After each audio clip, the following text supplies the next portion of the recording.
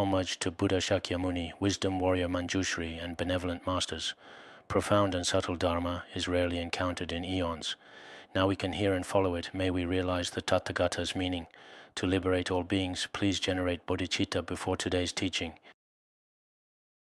Next, we will carefully talk about the sacred praises to Tara text.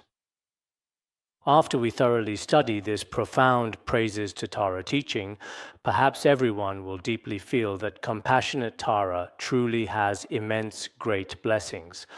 This is definitely not just a mere legend or a completely baseless rumor. Indeed, if we earnestly pray to her, the compassionate Tara, and frequently remember her benevolent presence at such significant times, we will undoubtedly experience her divine response. This is absolutely certain. I also firmly believe that in the near future, many devoted Buddhists, when meticulously making their sacred offerings themselves, will also thoughtfully offer various images of Tara, regardless of the specific form or material of the statue, whether in their own personal shrine rooms or, like many devoted lay people, including those in some offices, individuals will often invite beautiful Tara thankas into these sacred places and spaces, or beautifully crafted gilded statues, and even, as is often seen in India, there are many exquisite sandalwood and finely carved wooden statues, meticulously sculpted with great dignity. In fact, the practice of Tara was very popular and widely embraced in Tibet and India in the past. This significant popularity can also be clearly observed from its rich cultural and artistic expressions. When it eventually reached the sacred land of Tibet, almost every household possessed a beautiful Tara statue. Furthermore, there were numerous and devout offerings made to Tara. Even in the bustling markets, you would often see many people reverently inviting and displaying Tara images. There are also quite a lot of individuals diligently reciting Tara's sacred mantra. When you travel to India, you get the very same profound feeling of widespread devotion, and there are indeed many captivating stories that further illustrate this deep connection. Some Dharma friends have had the opportunity to visit the sacred site of Bodh Gaya in India, and there are also many well-known stories about the revered Tara statues located in Bodh Gaya, India. For example, it is widely recounted that there was once a particular Theravada monk, a figure who was typically quite dismissive of the sacred Tara practice and who even frequently slandered it. On one occasion, while traveling near the holy site of Bodh Gaya, he unfortunately fell into a treacherous river and found himself in a situation of immense danger, struggling against the powerful currents. At that moment, he suddenly remembered in his heart that it is widely said that the revered Tara can indeed save people from the perilous dangers of water-related disasters. So he immediately started reciting Tara's name, and as he was reciting, Tara appeared and said, "You have not shown me respect in the past. Why do you have such faith in me today, of all days at this moment?" But in any case, she later miraculously saved him and gently brought him to the nearby shore. It was in fact a beautifully carved wooden statue of Tara. Indeed, the very Tara he had fervently prayed to was this specific, intricately detailed wooden statue. The one who appeared was also this wooden Tara statue. Later, people affectionately called her the water-entering Tara. This was because she was indeed the Tara who personally entered the water. This significant Tara statue is also located very near the sacred Vajra seat in India. Furthermore, also near the Vajra seat in India, it is said that there was an elderly woman who had great faith in Tara. After developing such strong faith, she wanted to construct a truly beautiful statue of Tara near the Great Stupa. She generously spent a significant amount of her own personal money and also diligently contributed her valuable labor and considerable effort, and then successfully built it. After it was completed, when she looked at the Tara shrine, she saw that it was facing directly away from the original and sacred Mahabodhi Stupa in Bodh Gaya. It had its back completely turned to it. She felt an especially profound sense of regret in her heart, but she simply did not have the necessary means to completely redo the entire and extensive project. At that particular time, she was very much troubled and deeply regretted it. She thought that from the very beginning, it shouldn't have been built this way, because with many buildings, if they're not constructed properly from the start, in the end, when you carefully look at them, some just don't look aesthetically good at all. Some buildings are of extremely poor structural quality, and when the strong wind blows, they immediately start to have serious problems. Some poorly constructed buildings are also frequently criticized by various other regulatory departments for safety violations and so on. At that moment, she deeply regretted her foolish decision with overwhelming genuine remorse. Maybe if you sincerely pray to compassionate Tara, it will be completely gone by tomorrow morning. She also felt very deeply regretful and desperately wondered what exactly to do next. Just when she was in a difficult dilemma, Tara suddenly appeared and spoke kindly to her. Tara said, "If you think this isn't quite right, don't regret it. I can turn to face another direction." Then the entire hall slowly turned to face that particular direction. That's why people later called her the turning face Tara. Her face had already now turned toward the great Mahabodhi stupa. There are many, many similar stories, especially prevalent in India, for example. In Tibet as well, there are also very many monasteries. For example, within one particular monastery, there is a revered statue of Tara. One day, as a visitor was passing by outside, he accidentally started to slip and fall quite suddenly. At that critical moment, he instinctively prayed to Tara. Tara, it is widely said, immediately responded. This is indeed a very common saying as well. For example, when encountering something, he would call out "Mother" or similar names. At that moment, Tara manifested and said, "Mother is here." When he carefully looked up, he suddenly realized it was the beautiful statue of compassionate Tara there. Actually, when we were very young children, we often regarded Tara as truly being like a loving mother in our innocent hearts. It seems that the profound faith we truly have in her deep within our hearts, because throughout the world, relying on her, any disaster can be averted. So the first thought is, it must be Tara who will come to save me. Since my very earliest childhood days, I've always had this profound kind of unwavering faith, this deeply held spiritual belief. For example, even now, when I quietly go to my personal shrine room, whether it's from India, Thailand, or many other places I visit, the very first things I vividly see are the revered Shakyamuni Buddha, the compassionate Tara, and so forth, and I lovingly bring back many of these, both big and small in various forms.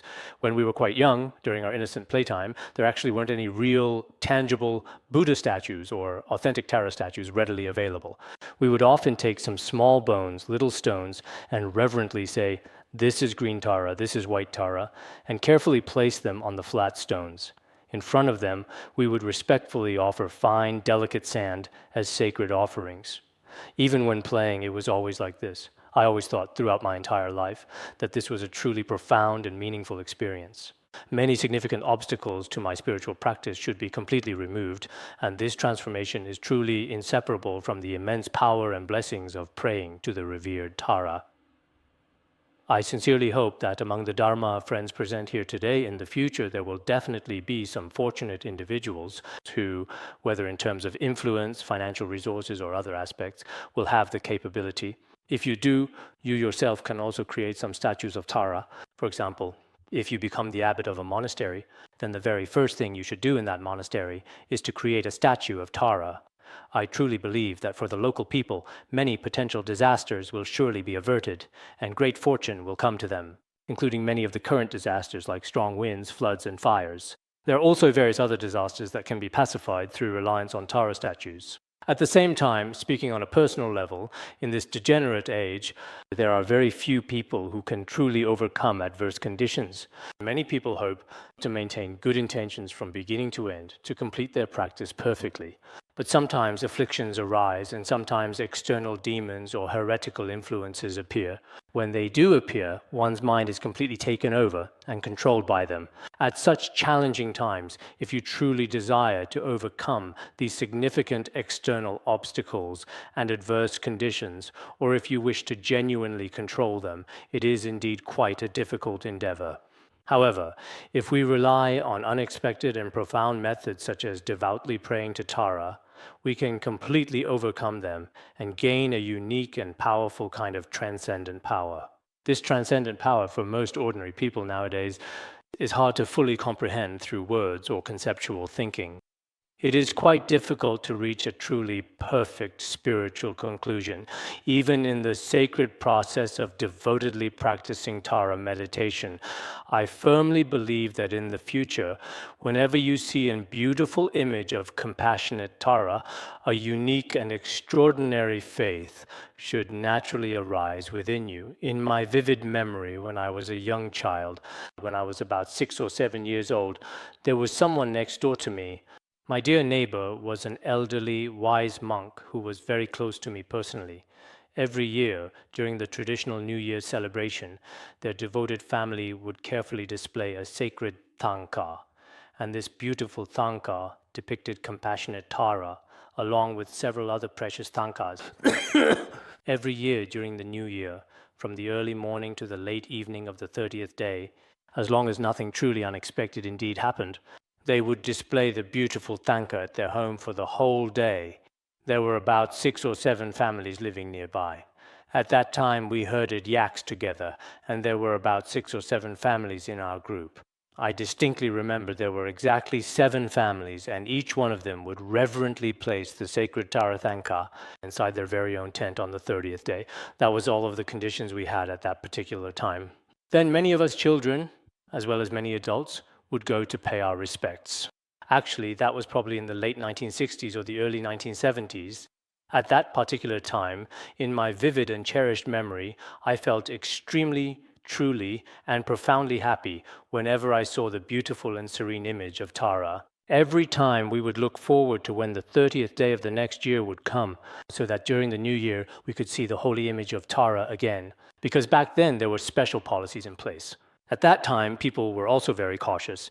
It wasn't something everyone could see freely. I often think nowadays, that is to say, even the Tara statues that are sold nearby, the really cheap ones, the ones, and those Tara Thangkas that aren't very expensive, nowadays many of them actually have those intricate patterns, shimmering gold colors and beautiful gold threads on them, which far surpassed the Thangkas they had back then. But at that time, because in the whole society you couldn't see Buddha images, you couldn't see any light, in that blissful, peaceful era, it seemed like the tumultuous Cultural Revolution hadn't actually started yet officially. The devastating Cultural Revolution historically started around 1968 in mainland China, right?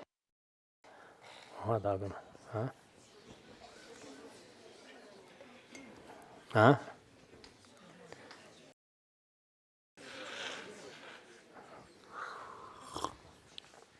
My early childhood years were spent during the tumultuous era of the Cultural Revolution in China.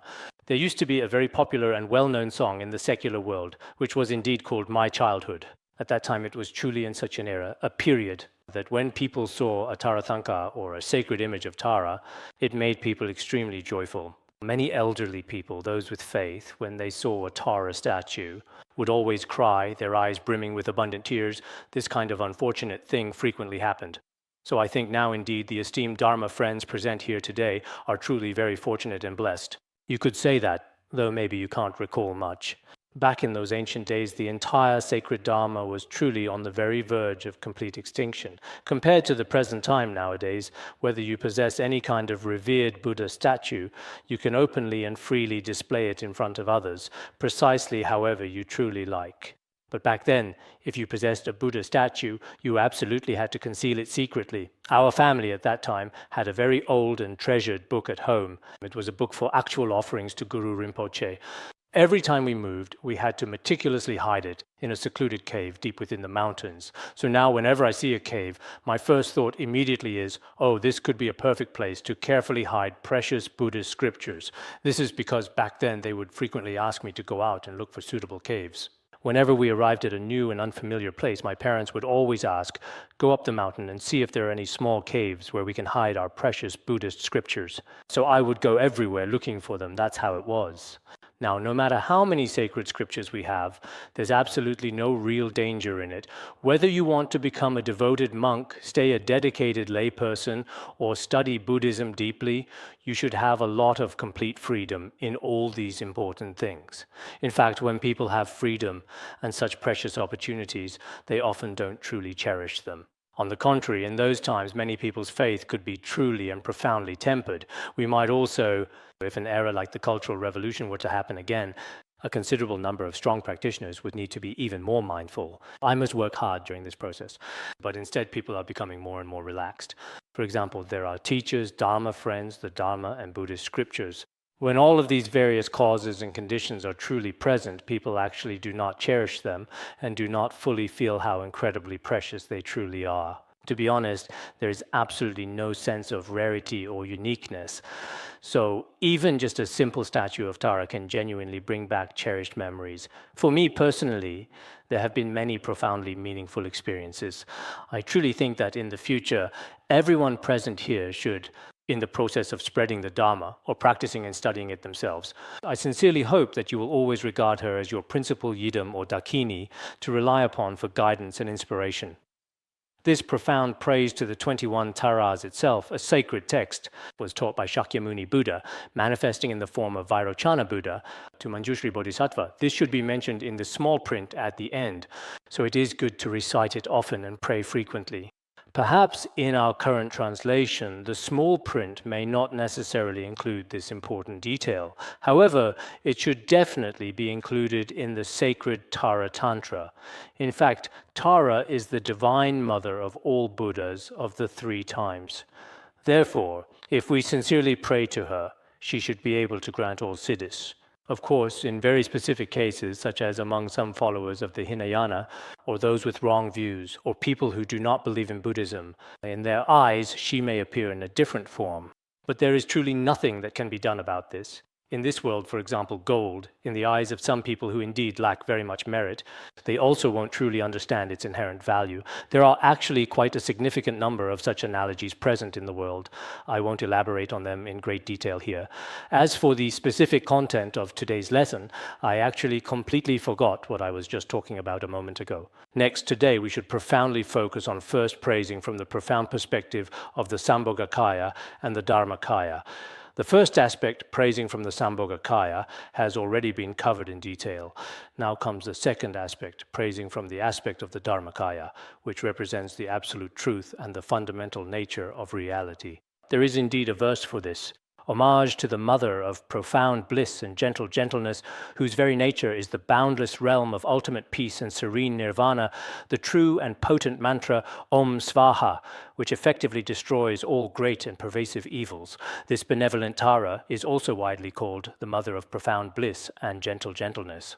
Is it this verses has another one above it? Yes, and it would be this one. Homage to the holy Tara with deeply furrowed brows, her powerful palm pressing firmly against the earth, her resolute foot forcefully trampling down, her fierce face showing intense wrath as she powerfully utters the resounding sound hum, shattering and utterly demolishing 7 layers everywhere with immense force and destructive power. Here it clearly says, respectful homage to the most holy and compassionate Tara with deeply furrowed brows. Furrowed brows. Usually we commonly say it specifically means having visible wrinkles on the face. In other words, she is manifesting a wrathful aspect. Of course, this kind of wrathfulness, it's quite different from the wrathful and fierce Vajras, such as Vajrakilaya in the profound Vajrayana Buddhism.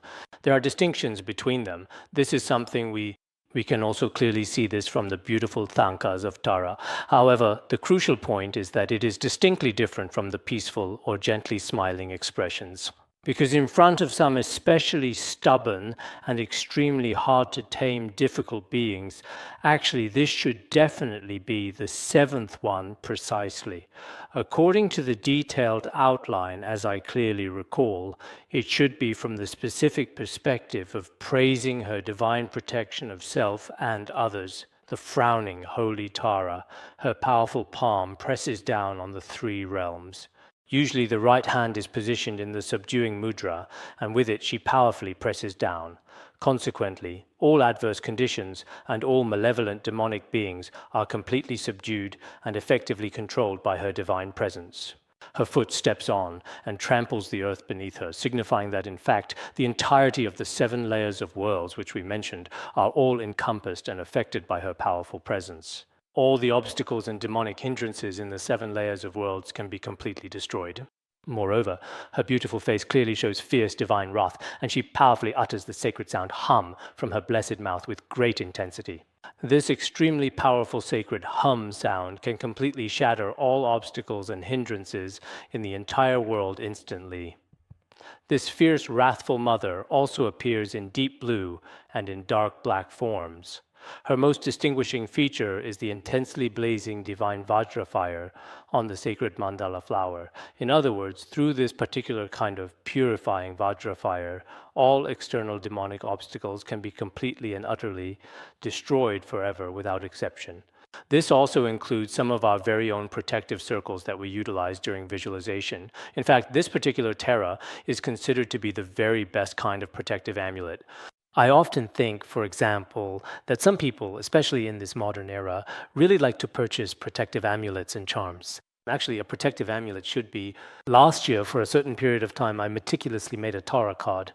In fact, carrying this Tara card with you often, in this way, it can be said to be extremely auspicious. Whether it's comfortably situated in your car or prominently displayed in your house, if you possess such a powerful and auspicious image of Tara, then all external obstacles, hindrances, and challenging circumstances can be completely and utterly destroyed by her protective wheel or by the intense Vajra fire. Moreover, whenever we ourselves are in any kind of significant difficulty, we often say that Tara dispels the 8 great fears. For example, devastating fire disasters, dangerous floods, deadly poisonous snakes, and harmful poisons, all of these serious potential disasters can be completely eliminated through her divine protection. Especially for some people who often encounter certain obstacles or demonic influences without even realizing it. On the surface, it may seem that there are no major external adversities, but the inner demons of afflictive emotions, the inner obstacles and demonic hindrances can be especially severe. These obstacles can also be effectively dispelled by simply reciting Tara's powerful mantra. Why is it that some people's spiritual practice is so incredibly complete nowadays? Actually, they must have some inner tools of spiritual protection or protective deities, and this can be accomplished through relying on Tara. In the distant past, in the spiritual land of Nepal, there was a revered master named Jutok Rinpoche. There is some detailed and fascinating information about Jutok Rinpoche that I had the opportunity to read before. It specifically states that during the tumultuous period of the Cultural Revolution, this significant person, his father was Nepali and his mother was Tibetan. Later, during the significant liberation period, he was unjustly imprisoned and consequently spent 3 arduous years in jail. During those 3 challenging years of incarceration, he was intensely pressured to completely abandon his profound faith in Buddhism. However, he absolutely refused to give it up, so the prison guards deliberately made things difficult for him.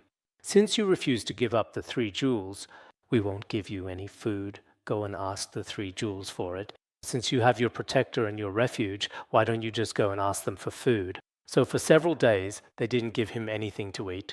At that time, he silently and earnestly prayed to Tara. Amazingly, even though he hadn't consumed any food for many days, his complexion and overall physical appearance actually became more radiant and vibrant. And he didn't feel hungry at all. Later, the prison guards became very afraid, realizing that he had attained a certain level of spiritual accomplishment. It seems that, through his father's influential connections in Nepal, he was eventually released. After his subsequent release, he then went to India.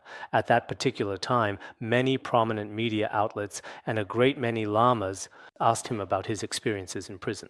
He enthusiastically shared many inspiring stories about the miraculous blessings he personally received from Tara. No matter who it is, in any challenging environment, when facing any kind of serious danger, praying sincerely to Tara is still remarkably very effective. Perhaps a very small number of people, when they think about it now, might feel that it wasn't that serious or that it might not be so miraculous. But people often, when faced with the most terrifying situations, will think of any possible way out. Many people might not think of anything in their daily lives, but when you are in real difficulty, you will pray and you will also experience this kind of thing. For example, when you are very healthy, you look down upon doctors and hospitals, not caring about them at all. But when you are feeling unwell, you will definitely seek out a medical doctor. At that time, if you see a doctor showing you compassion and understanding, you are nothing like the person you used to be. I also often see that when some people are in particularly good health, they usually don't care about hospitals or doctors at all, as if it doesn't matter. But once you fall ill, after a while, you become especially grateful to those doctors. There are people like this. So when people haven't yet encountered difficulties or adversity, they might not feel anything. They may think, Tara's blessings have nothing to do with me. Many people might think this way, but when someone faces the most critical moments, they will remember and fervently hope that the most powerful and compassionate deity or enlightened Buddha in the world will graciously come to help them. This profound thought is a universal experience that everyone will naturally have, so when we are diligently reciting, we should earnestly pray to the revered frowning eyebrow Tara. According to the rich annals of Tibetan history, the frowning eyebrow Tara, for example, Princess Prakuti of Nepal, is considered an incarnation of the frowning eyebrow Tara. Some historical records also mention this significant aspect as well. In fact, the profound compassion of the Buddha can manifest in all kinds of male and female forms. There are also wrathful forms, peaceful forms, and all kinds of manifestations that can be transformed. When we pray to the Buddhas and Bodhisattvas, we must maintain a pure mind. Do not regard them as something absolutely real and concrete. For example, if you think of him as a wrathful Vajra, you might think, oh, he will always be this wrathful Vajra. But that's not the case. In this world, even a spiritual teacher who possesses skillful means may sometimes appear to be extremely compassionate and understanding, but at other times, quite unexpectedly, may seem to be quite fierce and formidable. This too is an expression of skillful means. Even ordinary spiritual teachers and instructors in the world manifest quite different appearances to various different individuals. So when Buddhas and Bodhisattvas are guiding sentient beings, it goes without saying that they manifest in countless ways. This is only natural. So, generally speaking, we should have a kind of faith in our hearts. What kind of faith is this, that Buddhas and Bodhisattvas can manifest as anything? Buddhas and Bodhisattvas possess the power to do anything, so I must always pray to them with sincere devotion. If you cultivate this kind of spiritual habit, then the profound blessings of the Buddhas and Bodhisattvas can merge into your heart at any given time. If you didn't happen to see the previous verse, perhaps this is precisely how it should be thoroughly explained and clearly understood. What else could possibly be happening? It's truly perplexing. Earlier, I might have mentioned praising the Dharmakaya, the ultimate truth body of the Buddha. The 7 types of praise for the Sambhogakaya have already been explained. The verse praising the glorious Dharmakaya was just read aloud. Next is homage to bliss. Bliss here refers to the fruition stage of spiritual development. It is free from defilements without any suffering. She is truly the mother of bliss. Tara can also be called the mother of bliss. And then there is gentle, meaning the mother of gentleness. She is completely free from the harshness of karma and afflictions and is extremely gentle. This virtue means that at the causal stage, she committed absolutely no negative actions whatsoever. Everything was truly virtuous. Mother of virtue, mother of gentleness, and mother of bliss, Tara has these different names. Such a Tara, in fact, is completely unobstructed in her profound realization of all phenomena. Ultimately, she abides in the state of peace and nirvana. In fact, this Tara, just as it is described in the ornament of clear realization. She abides in neither extreme, embodying the true Dharmakaya. In Vajrayana, she is referred to as Samantabhadra Mother Buddha. Samantabhadra Mother Buddha is the Dharmakaya aspect of Tara. The Dharmakaya aspect of Tara is Samantabhadra Mother Buddha, while her Sambhogakaya manifestation can be called Tara. That is to say, she truly embodies the essence of profound peace and ultimate nirvana. Through her dedicated spiritual practice, the authentic and powerful true mantra is revealed to be add sacred Om in front and powerful Soha at the end, Om Tare Tatare Tare Suhat. Some experienced masters often carefully teach the complete Tara mantra to their devoted followers in this traditional way. The authentic real mantra has the sacred word Om in front and Soha in the back. The total is Om Dare De Dare De Soha. This mantra and the previous visualization of Tara through the visualization of her radiance. It can destroy all the great negative karma accumulated since beginningless time. For example, committing the 5 heinous crimes, such as killing or breaking the 4 root vows, and so on. All kinds of these truly grave offenses, these serious transgressions, all can be completely purified through the powerful Tara's mantra and the profound visualization of Tara. In some ancient traditional Tara practices, Tara's divine body is pure white in radiant color. It is clearly marked that at the sacred center of the beautiful blooming lotus flower's delicate pistil, there should be a precious ornate golden vase. Divine healing nectar continuously descends from the precious vase. allowing all the karmic obstacles that have been accumulated by sentient beings since the very beginningless time to be completely and utterly purified. In the past, a teacher also explained in some Tara practices that all four enlightened activities, pacifying, increasing, magnetizing, and subjugating, are included in Tara practice. Especially when it comes to pacifying negative karma, illness, and suffering, all of these can be accomplished through Tara's methods. In the past, the compassionate and wise master, in his Terma teachings, there are also some Tara practices which mention, for example, diligently practicing Tara can significantly increase wisdom, profoundly enhance merit, and effectively dispel all obstacles caused by malevolent demons. The 10th crucial point mentioned is that the primary purpose of Tara practice is to purify negative karma. Practicing Vajrasattva first is also a very effective method of confession. Similarly, reciting the profound praises to the 21 Taras and diligently chanting Tara's sacred mantra are also truly excellent and highly effective methods of confession. In the past, there were also such cases. Relying on Tara practice, it was possible to purify negative karma as well as to heal certain illnesses.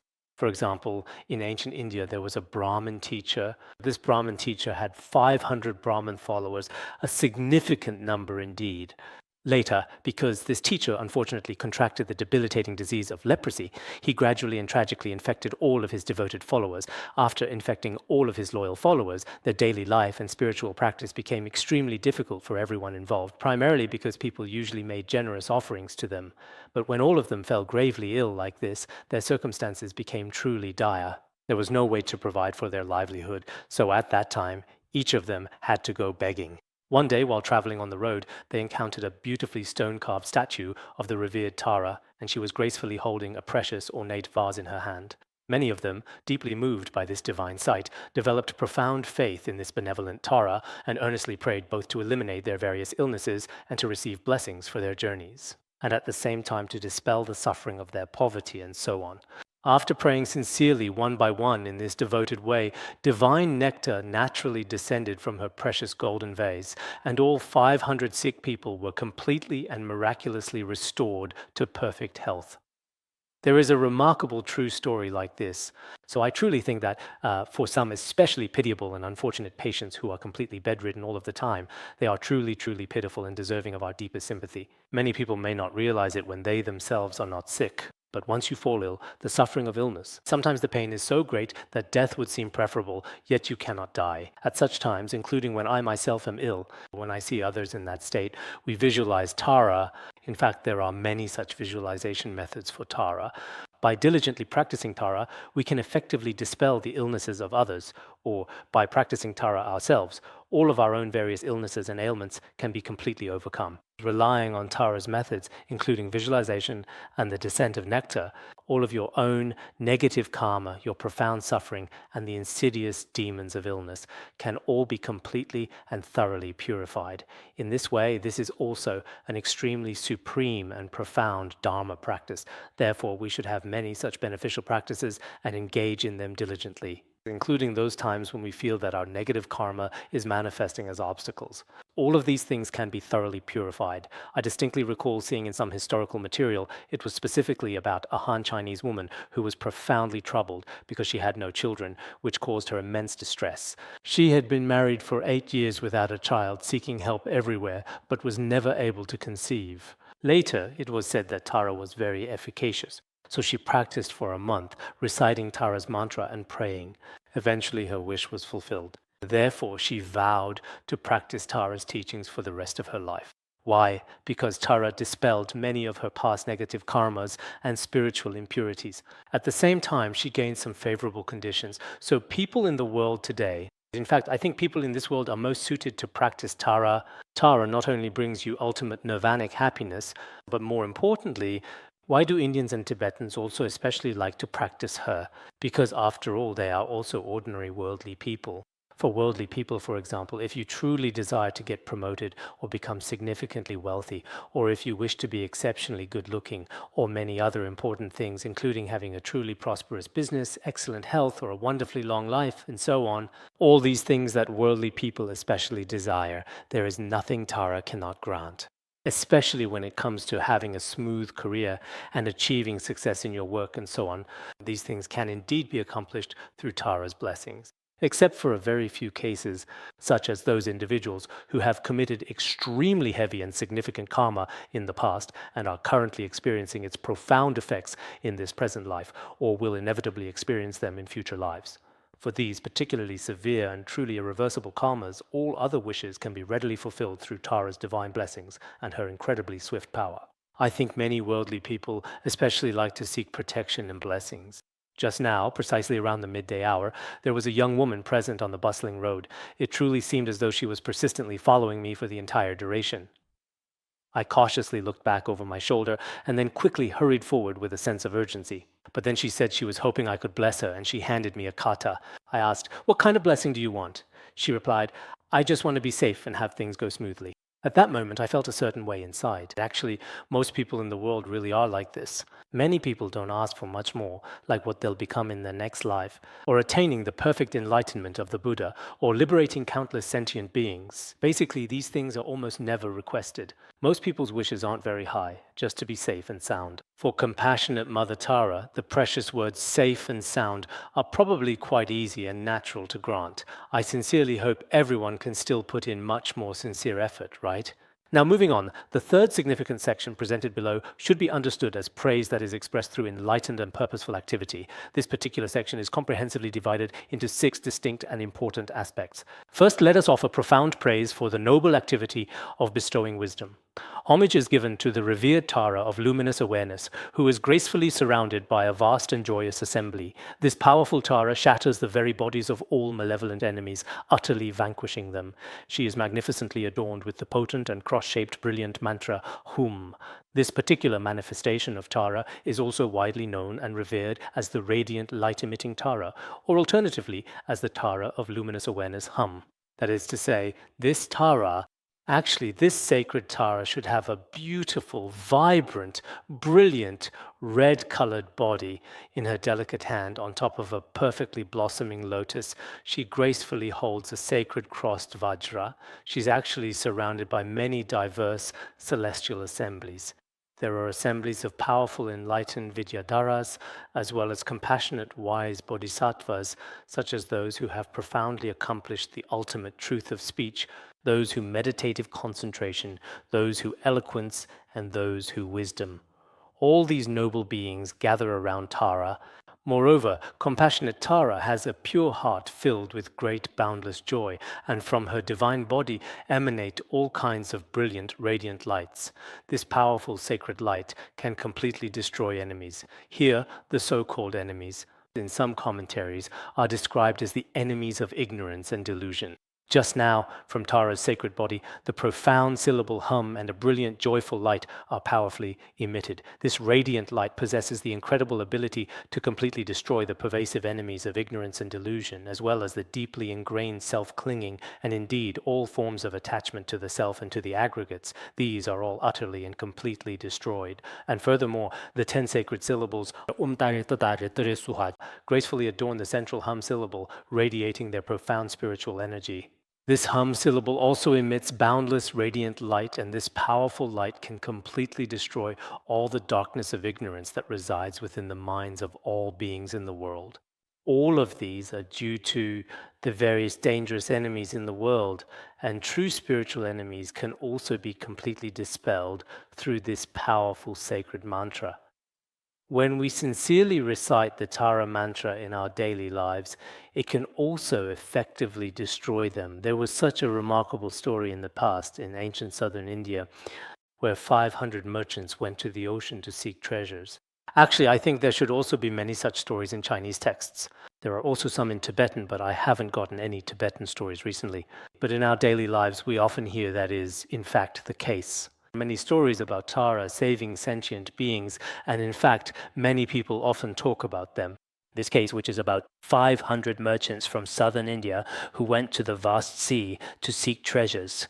During the process of seeking these treasures, they had 3 ships.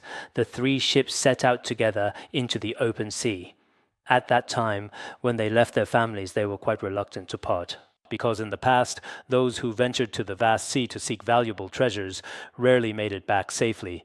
These determined merchants also encountered many significant obstacles on their arduous journey. Later, they eventually arrived at the fabled treasure island, and after successfully reaching the treasure island, each merchant acted according to his own individual ideas, taking many wish-fulfilling jewels and precious gems, loading them onto their ships to return. However, at that particular time, the powerful sea god and several influential local earth deities were quite displeased with these actions. In fact, for instance, in virtually any given place, if you were to dig excessively, or if the entire mountains and rivers are completely destroyed, then the earth gods, the local mountain gods, the land gods, the water gods, and the tree gods present there will all become quite unhappy. At that particular time, those deities began to create obstacles for them. Strong winds and waves arose. At that very moment, the three massive ships were perilously about to completely capsize in the turbulent sea. All the merchants on board, some were reciting the names of their family members, some individuals were calling out to Indra, to Maheshvara, to the sun, to the moon, and so on, among other deities. Some individuals were holding their precious jewels and calling out the names of their jewels, and some were clinging tightly to their relatives and friends. Just at this moment, caught off guard and in great distress, there was a lay practitioner, a devoted Buddhist follower, who suddenly remembered, in a moment of profound clarity, that when facing the greatest and most overwhelming difficulties, the compassionate deity Tara possesses the power to save and provide liberation. Then, with earnest intention, he began to recite Tara's sacred heart mantra. After he finished reciting Tara's heart mantra, miraculously, all the fierce winds stopped. After that, they successfully reached the sandy shore very smoothly and without any issues. This is an example of how in this world, whenever we encounter any kind of harm from mountain spirits, earth spirits, or other enemies, as long as you recall her in your heart, you may manifest various positive signs of accomplishment or clear indications of obstacles being effectively dispelled.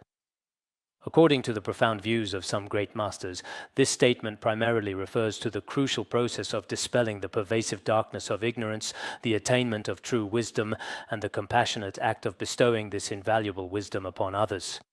Nowadays, some people, for example, when diligently preparing for and taking important exams, or when earnestly seeking to gain profound wisdom in any conceivable way, especially like to practice the Manjushri teachings. In fact, Tara also possesses particularly supreme and profound methods for effectively increasing wisdom.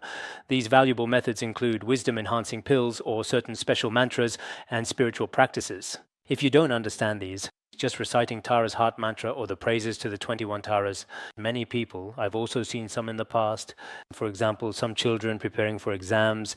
During the exam process, they themselves are confused and afraid they won't pass. So on the way, they recited Tara's heart mantra 1,000 times and then immediately passed the exam. There are especially many such stories. So here, some Dharma friends also do this during exams. If you don't feel confident, just recite Tara's mantra well, and you don't even need to review. When the difficult time comes, when the challenging time comes, you might even develop serious wrong views without fully realizing it. And no matter how hard you desperately try, you just can't remember how to properly recite Tara's sacred mantra. But that shouldn't happen. So, relying on Tara, actually, all Buddhas and Bodhisattvas have the ability to open wisdom and increase compassion. They possess many abilities. It's just that ordinary people can't unlock these precious secret treasures, mainly because they lack the essential spiritual key themselves.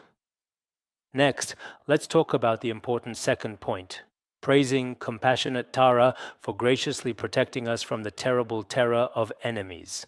In the second section it says, homage to the mother who powerfully shakes the three realms, whose sacred foot precisely treads upon the seed syllable hum, Sumeru, crystal glass, pristine snow, and the beautiful Mandara, all the vast worlds of the three times are profoundly shaken.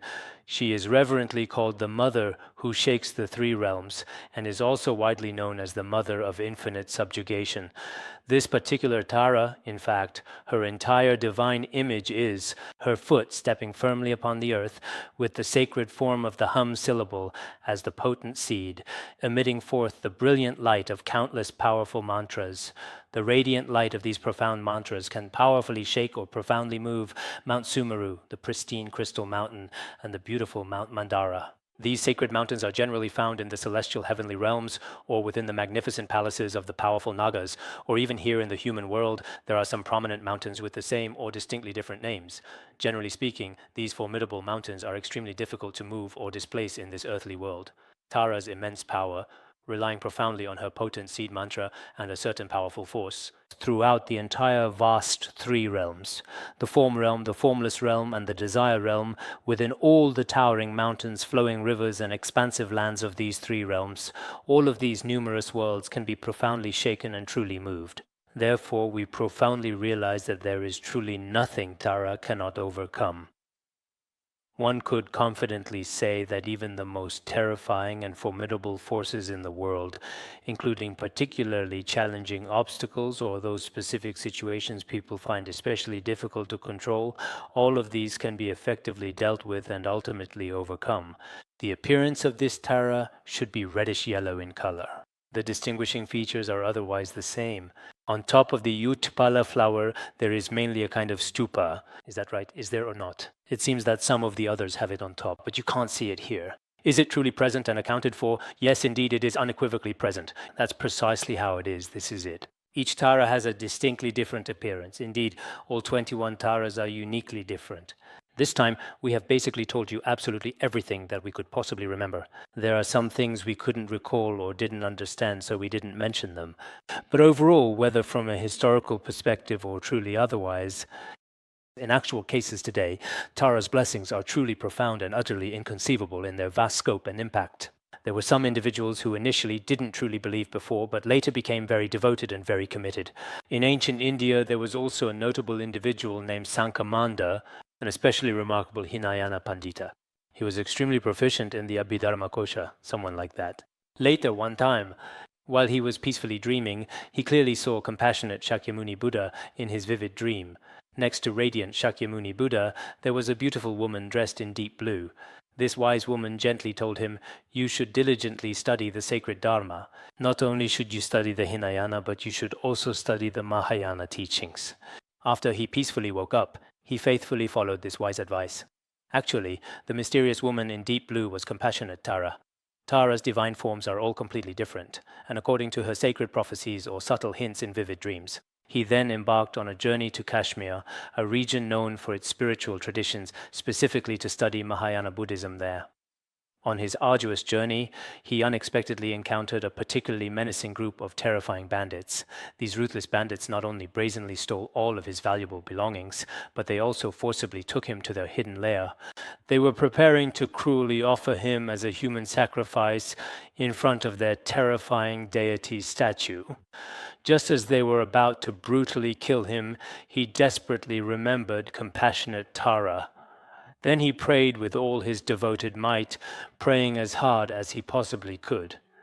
At that critical moment, a radiant emanation of Tara appeared, and very quickly, the statue they had meticulously made suddenly and quite naturally shattered. It was completely and spontaneously reduced to tiny pieces. Then, these non-Buddhist followers developed a great and profound faith in him. At first, they were extremely frightened and deeply apprehensive, and not only did they immediately release him, but they also generously offered him many valuable items as a sincere offering. So, a very small number of people who may have previously studied the Hinayana teachings, including within Chinese Buddhism, indeed, they might not fully understand the profound Mahayana teachings that are specifically centered on the revered figure of Tara. But in actual fact, to be completely honest, this is merely a kind of mistaken or erroneous view on their part. A truly complete form of Buddhism requires not only the study of the exoteric teachings, but more importantly, if one does not thoroughly study certain fundamental principles within Vajrayana, then this is actually a significant deficiency. One could say it truly needs to be supplemented in order to be complete. Otherwise, if you only study the exoteric teachings and do not understand Vajrayana, there are many deeper practices and methods within the profound tradition of Vajrayana Buddhism. Many people think that the Pure Land school is purely exoteric, but actually that's not the case. There are many profound principles within the Pure Land teachings. If you understand them from the perspective of Vajrayana, it becomes even more complete. This includes the existence of the Pure Land of ultimate bliss, the true form of Amitabha Buddha, and many principles regarding how he liberates sentient beings. If you utilize a Vajrayana approach to fully explain it, the explanation becomes even more complete. Everyone must be absolutely clear about this point. So this is to say, when we sincerely pray to Tara, it can dispel many kinds of suffering, including some obstacles we may encounter during our spiritual practice. Some people say that these obstacles, these inner demons, are very frightening, that evil paths are especially rampant, evil spirits are rampant, and it's very hard for us to overcome them. If you encounter such situations, the more you encounter terrifying spirits or frightening obstacles, including in our worldly lives, for example, when you are building a monastery or during your own practice, if you feel that this particular obstacle is truly insurmountable, you must earnestly pray to the revered Tara. There was once such a truly compelling and significant story in southern India, in a remote monastery, which was also a traditional Theravada monastery. But this particular Theravada monastery, in fact, should be said to have a very flourishing Dharma tradition. However, there was one concerning negative aspect among them. During their daily meditation practice, as we all know from looking at history, the so-called Rakshasas were especially rampant in the world. Nowadays, it seems there aren't really any true Rakshasas, but fox spirits and many similar phenomena, especially in the Northeast, still exist. Actually, I think one thing is that nowadays some people are especially afraid of aliens, some are particularly afraid of fox spirits, and others as well. In the South, there are also other kinds of harm caused by ghosts and spirits. At such times, praying to Tara is very important. Back then, in that monastery, there were also frequent appearances of Rakshasas. Every time it would happen when some monks were meditating peacefully in the forest. Those truly terrifying Rakshasas would come and snatch people away. Once, a young novice monk. The young novice was meditating quietly under a tree when he encountered a Rakshasa with dark black skin, with bared fangs, looking especially frightening. It came swiftly over, wow, and then suddenly snatched him up. At that terrifying moment, the young, frightened novice knew he had absolutely no hope left. But he desperately prayed. He actually didn't know very much about compassionate Tara before. He had heard that in the most critical moments, praying to Tara could remove obstacles. At that moment, just as I mentioned earlier, everyone has this habit. When you're happy in life, you might not think about it. For example, when I'm not sick and you tell me this medicine is good, I don't care. But when I'm so ill that I have no other options, and then someone says, this medicine is very good. Actually, I've heard this before, but I didn't care about it before. Now, when I truly have no other way out and am desperately seeking help, I might hope that it can solve my problem.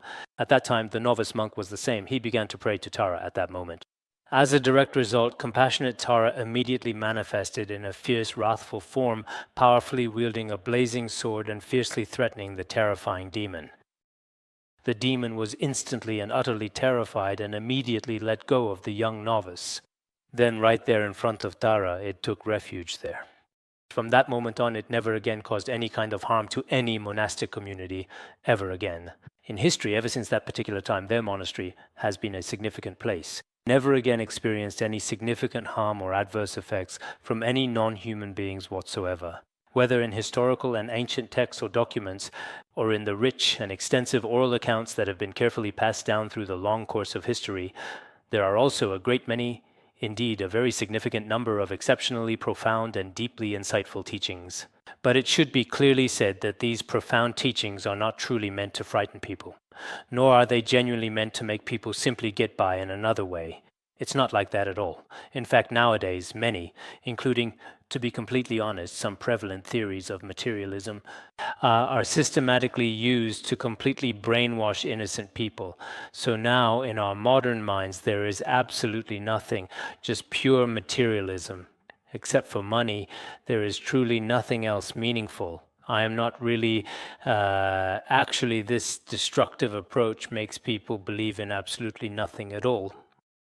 If you don't believe in anything, even some miraculous medicines, including some truly inconceivable and astonishing states that exist within this world, are all denied one by one. This is a tragedy for humanity, you could say. If we grow up in this kind of educational environment from a young age, there should be a belief in our hearts that good is rewarded with good and evil with evil. We even encounter many truly wondrous and amazing things in our lives and have some genuine ability to properly explain them. If you don't have this wisdom, then you stubbornly deny everything except what is directly right in front of you. Then this is a dangerous kind of human ignorance, a profound kind of foolishness. It is definitely not a true sign of progress or real advancement. We should reflect on ourselves, on the various and diverse circumstances in which we have all grown up and developed over time. Therefore, when it comes to some of the profound principles in Buddhism, we must not mistakenly believe that many of these profound statements are merely simple sayings or common expressions. On the contrary, there are numerous deep and significant truths embedded within them, fundamental truths that simply cannot be adequately described or fully comprehended using only ordinary, conventional, and limited worldly language. In our daily lives, if you encounter some, for example, difficulties related to earth, water, fire, wind, or the world itself that are hard to deal with, when many people face adversities that are hard to overcome, we should all pray. In the past at our institute, sometimes we did indeed encounter adverse circumstances in terms of the Dharma. We would often gather as a monastic community to recite the mantra of Buddha Luminous Mother Tara and the Avalokiteshvara heart mantra. After a few days, such adversities would also be very rarely dispelled. This includes some Buddhists. When you fall ill or encounter obstacles, you immediately pay for prayers and recite scriptures yourself as well. To those without faith, this kind of practice may seem very foolish. How could it be that when something happens, you rely on it? Actually, if we encounter powerful deities and immediately rely on their power, we can be rescued. There are also such habits in the secular world. For example, when you encounter certain situations, if you're driving and get stopped by the traffic police, and your car has already been impounded and they won't give it back, you try to pull some strings. You immediately look for someone with more influence, use your connections and get it back. If you are detained in jail originally for 15 days of temporary detention, you have a relative and you immediately call them saying, "Can you please get me out of here?" If this person has the ability, just one phone call and you'll be released immediately. There are especially many stories like this. We shouldn't think that all these stories are just legends. That's all for today's lesson.